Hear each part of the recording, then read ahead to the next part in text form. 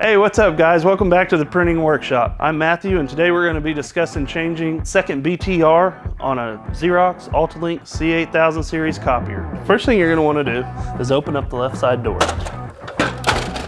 Your second bias transfer roll is located on top of that door when you open it. Now to take it out, you're going to want to press in on the orange tab right on top of the BTR. Hear that click? All right. Now, grab the BTR by the plastic on top of it. You swing it up and straight up and out.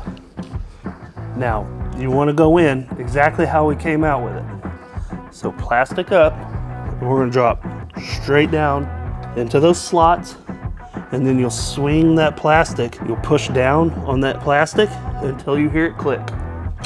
You're going to want to press on the front and the rear of the door to make sure that it latches properly, like that.